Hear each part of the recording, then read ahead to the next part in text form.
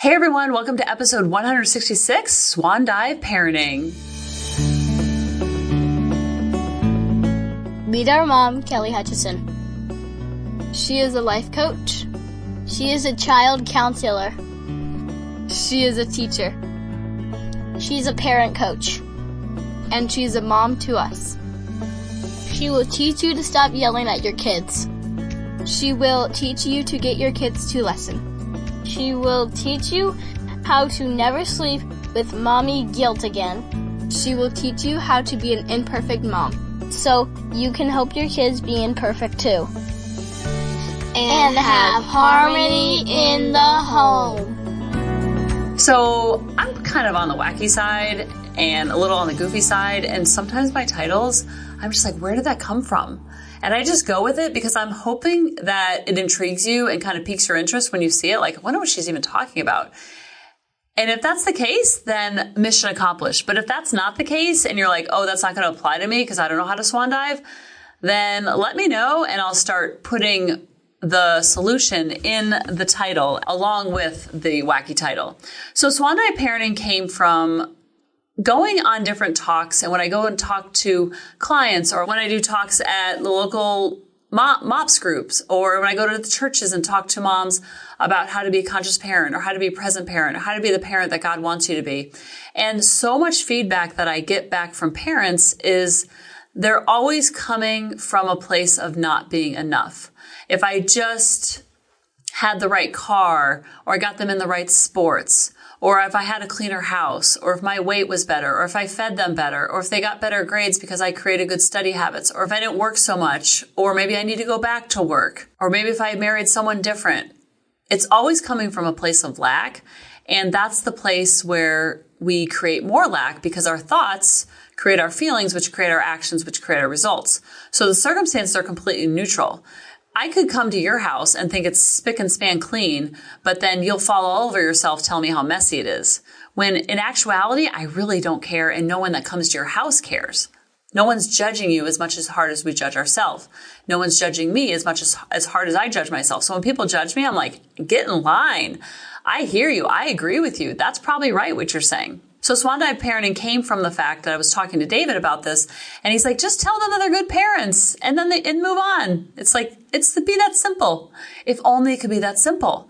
And I said, but that's like me telling, he's probably thinking like, who did I marry in 2001? Like, what are you talking about? I said, that's like me saying that you're good at swan diving. You don't believe you're good at swan diving because you don't think you're a good swan diver. And he looked at me like I had 6 heads. But essentially, it's the same thing. If he thought he was good at swan diving and I called him a swan diver, then it would be a match. But when I say you already are a good parent, that's not a match in your heart. And so I could tell you over and over, you could have your neighbor tell you, you could have your parents tell you, you could have your husband tell you, you could have your wife tell you, you could have your kids tell you, you could tell your greedy grandpappy tell you.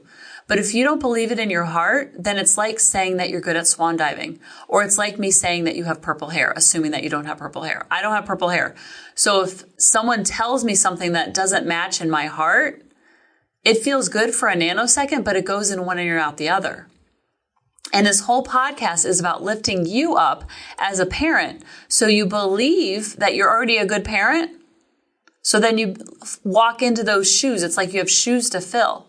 But when we beat ourselves up and we compare and despair and we steal all of our joy right from underneath our own nose by being so hard on ourselves, we're not doing our kids any favors. And what we've talked about before is that you're never going to get rid of the negative voices and the negative self-talk completely. So a lot of times when people become conscious, they realize how much stinking thinking they have, and then they're mad at themselves for having the stinking thinking.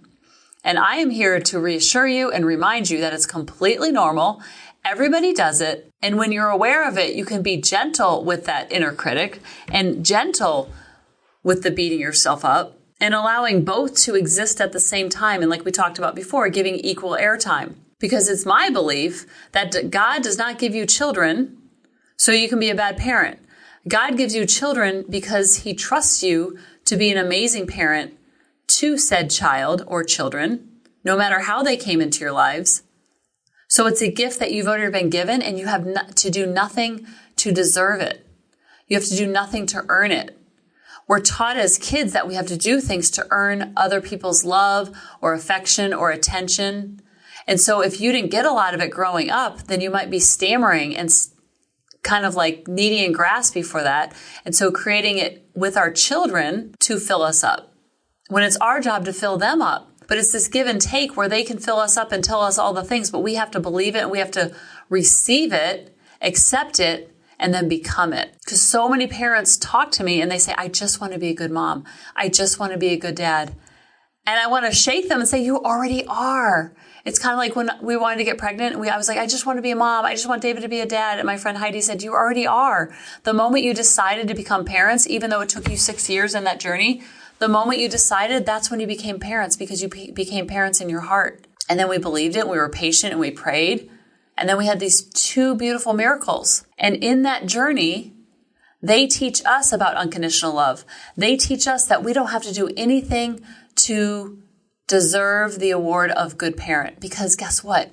Being a good parent is all made up. It's all subjective. It's all different. If you ask 10 people, what does it mean to be a good parent? Who knows? There's no right or wrong. It's something you already have, and your children are looking up to you to affirm them that they're a good kid.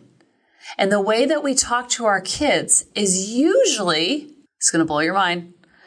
The way that we talk to our kids is usually a peek at our inner dialogue. Because what we complain about most with our kids and what we're yelling and screaming about is what we're really yelling and screaming about inside of our heads to ourselves. And it's just projected all over them. Now, when we know this, it's such good news. Because when we clean up our stinking thinking, and we start being kind to ourselves and letting ourselves off the hook a little and giving ourselves grace, then you'll be able to do the same thing to your kids. And this is beautiful symbiotic relationship. And then when they're hard on themselves about a goal that they missed or a grade that they missed, or they weren't kind to their sibling, then you can be like, oh, I get that, versus piling on, beating them up even more with our words. Because they're already able to do it within themselves, just like we're already able to do it within ourselves. And that voice inside of their head is still growing and developing. And we talked about in baby brains, how they're going to do some wonky things. Of course they're going to do wonky things. Their brains are undeveloped. They're immature. They feel invincible. But they're also so beautiful and miraculous and know nothing other than unconditional love. Because they don't have baggage like we do. So we think that we go into this parenting journey like we have so much to teach them. But in actuality, they have so much to teach us. They are the blueprint for love. They are how to learn how to love unconditionally. If we weren't taught that as a child, now we can learn it from our child. And stop being so hard on ourselves, because we only have 940 Saturdays between the time that they're born and that they're grown and flown. So do we want to spend that being hard on ourselves? And I should have given them extra cauliflower at dinner, or been at that game on time and I was 5 minutes late. And oh my goodness, I remember when I didn't dress my kids up in red for Valentine's Day, I beat myself up like, you thought I forgot to pick them up after school the way I beat myself up. So just know, when you start giving yourself grace and kindness and love, what we're all starving for, it's much easier to dole that out to our kids. And then they're going to dole it back out to others and to themselves and to you. It's a win-win symbiotic relationship. And that's what all that conscious parenting is. It's not an on-off switch. It's a journey, not a destination. There is no destination addiction, because a lot of times parents will tell me, I just want to know that it's working. And we know that it's working because you're showing up and being conscious. We're not using our kids' behavior as a rubric score of how we're doing. We focus on our side of the street and how we're showing up, and we're staying in our own lane. Our kids' behavior is not a reflection of us. Our behavior is a reflection of us. They have their own throbbing spirit. They have their own free will. We don't want to take that away from them. But sometimes the ego gets scared and it gets uber controlling, because it thinks if it can be uber controlling, if we could just create this little minion, this little copycat version of ourselves, this little carbon copy, then somehow the self-pity and the self-loathing and the beating ourselves up will go away. But it actually gets worse, because then you see the people-pleasing, compliant child who doesn't have an opinion for themselves show up. And you're like, whoa, I didn't mean that. So you find that Goldilocks balance of letting them know that they have the reins of their life, but also knowing that you've got their back and will support them if they fall off their horse. This weekend I was flying. I flew to St. Louis for work, and on the way home, I was like, this is happening because of our episode called The Flight Attendant Parenting. And we're landing, and it's pretty turbulent, but not so much. And I had so much flying anxiety because I hadn't flown in 2.5 years. I used to fly on average like once a month. And never was, it's not like I love flying, but never had like nervousness about it. But I was so out of practice and I was so nervous. And the biggest thing I was nervous about was pretty much being trapped at the airport, like because of delays and cancellations and all the things. Death was on my list too, but I would say the top one was cancellations, being trapped in St. Louis, or missing the flight on the way out because it's canceled and having to go home and missing the whole event. Things like that was causing me so much agita. So on the way home, I was like, oh, I got my flying legs back. And once I got to the airport, I was like, oh, I know how to do this. This is no big deal. And of course, I borrowed worry for nothing because nothing was canceled. Nothing was even delayed. I was like, this is like too good to be true. I had direct both ways, so I think that helped. But still, it was like so easy. And so on the way back, there's a little turbulence. I'm like, oh, I can do some turbulence. And then the flight attendant gets on the mic and she's like, hello, everyone. Due to extreme turbulence, we're going to do an honor system landing. What that means is you need to wake up your neighbors. You need to make sure that all your bags are underneath your seat. You need to make sure your trays are up and your seats are up. And we're doing the honor system because if you're getting off the plane without your stuff, you don't want to be tripping over your neighbor's stuff and you don't want your neighbors tripping over your stuff. So please make sure it's all in it. And she was very serious tone. I was like, what is the honor system landing? What is going on? So I texted David and my dad. I'm like, what is the honor system landing? I'm texting all my friends. I have Wi-Fi, but it's so sketch that I'm like trying to Google it. I'm like, what is the honor system landing? Are we going to go down that slide like you see on an airplane? Like I literally thought that was going to happen.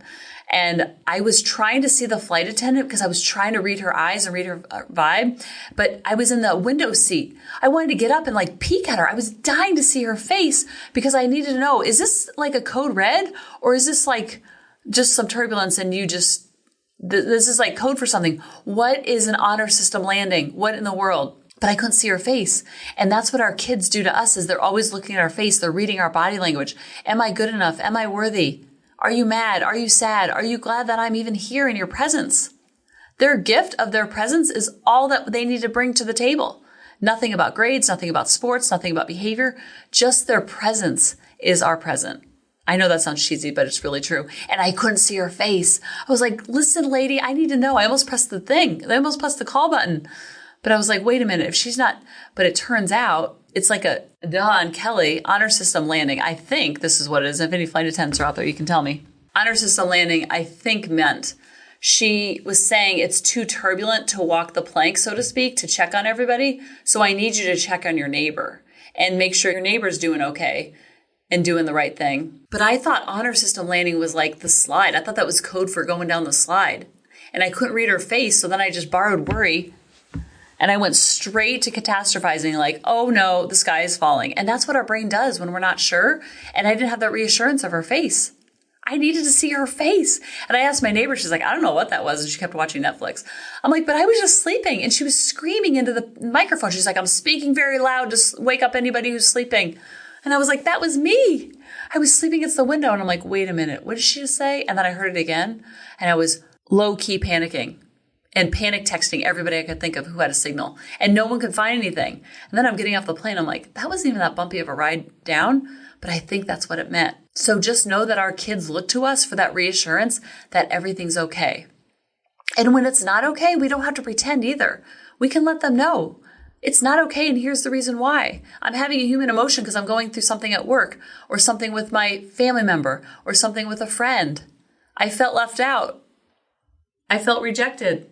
I felt disappointed they said this thing. I didn't understand it. And in that humanness, we build connection. And when you have connection, kids they will hang the moon for you because they feel so safe and they feel so honored and they feel so lucky to be in your four walls. And that's a gift we can give to them every single day. So just know that you don't need to be a swan dive parent, but just know that you already are a good parent and start talking to yourself like you are and start showing up with some moxie like you are and giving yourself some grace and giving yourself some credit. Because if you care about being a good mom, that means you already are one. If you care about being a good dad, that means you already are a good one, or a grandparent or an aunt or an uncle or a foster parent. Because when you believe it, then you will receive it and then you become to achieve it. and then your kids can do the same, and then you can have more harmony in the home. I love you guys, and I'll talk to you next week. Bye-bye. Hey mamas, thanks for listening. If you had any ahas, clicks, or those lightning bolt moments while listening, you have to check out my free parenting bootcamp, where we take all of this to the next level and we try to create even more awakenings for ourselves so that we can connect more with our kids and never yell at them again. You can sign up at www.coachingkelly.com. And if you really want to fill up my love cup, send me an email of what your aha was, what your click was, what was that lightning bolt moment while you were listening. I want nothing more in life than for you to have harmony in your home and to learn how to be an imperfect mom like me, which allows your kids to be imperfect too, each and every day. Thanks for listening.